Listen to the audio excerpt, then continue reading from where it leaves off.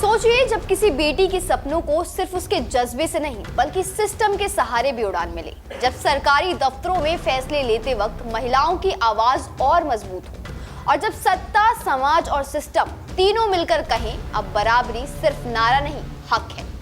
आज पंजाब से आई एक ऐसी ही ऐतिहासिक खबर जो सिर्फ राजनीति नहीं पूरे समाज की तस्वीर बदलने वाली है। नमस्कार, आप देख रहे हैं डीएनपी इंडिया और मैं हूं आपके साथ रीजू रॉय। पंजाब में अब महिलाओं का आत्मविश्वास और हौसला नई ऊंचाइयों को छूने जा रहा है। मुख्यमंत्री भगवत मान की अगुवाई वाली पंजाब सरकार ने एक बड़ा साहसिक और ऐतिहासिक फैसला लिया है। सरकारी नौकरियों में महिलाओं को 33% आरक्षण। जी हां, अब पंजाब की ग्रुप ए, बी, सी और डी यानी हर कैटेगरी की सरकारी नौकरी में हर तीसरी कुर्सी महिलाओं के नाम होगी।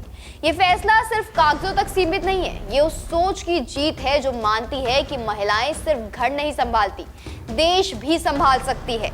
मुख्यमंत्री भगवत मान की अध्यक्षता में हुई कैबिनेट बैठक में इस प्रस्ताव को मंजूरी दी गई और इस फैसले के साथ ही पंजाब उन राज्यों की कतार में खड़ा हो गया है जहां महिलाओं को बराबरी का हक सिर्फ कहा नहीं दिया भी जाता है।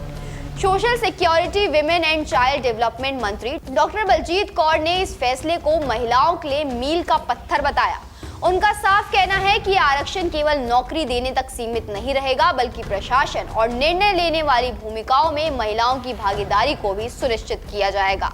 यानी अब फाइलों पर दस्तखत करने से लेकर नीतियां बनाने तक महिलाओं की मौजूदगी और भूमिका दोनों मजबूत होगी। ये पहला मौका नहीं है जब मान सरकार ने महिलाओं के हक में बड़ा कदम उठाया हो। इससे पहले आशीर्वाद योजना के तहत गरीब और पिछड़े वर्ग की बेटियों की शादी के लिए आर्थिक सहायता दी गई थी। हाल ही में इस योजना के लिए 13 करोड़ रुपए से ज्यादा की राशि भी जारी की गई। यानी सरकार का संदेश बिल्कुल साफ है, बेटी बोझ नहीं भविष्य है। यही नहीं, आम आदमी पार्टी की सरकार ने दिल्ली में भी मुख्यमंत्री महिला सम्मान योजना शुरू की थी, जिसके तहत महिलाओं को मासिक आर्थिक सहायता देने की योजना बनाई गई। मकसद एक ही, महिलाओं को आर्थिक रूप से आत्मनिर्भर बनाना।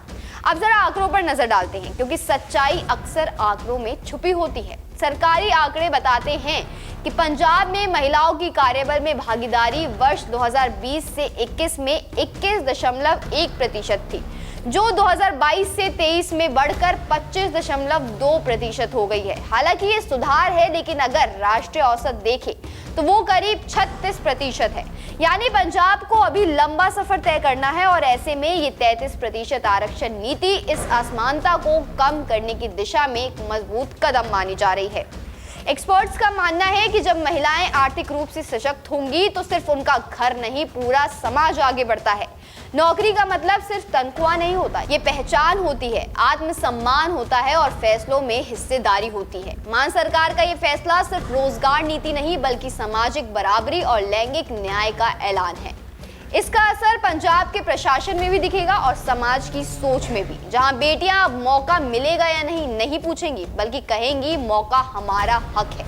और शायद ये वही कदम है जो आगे चलकर रंगला पंजाब के सपनों को हकीकत में बदलेगा।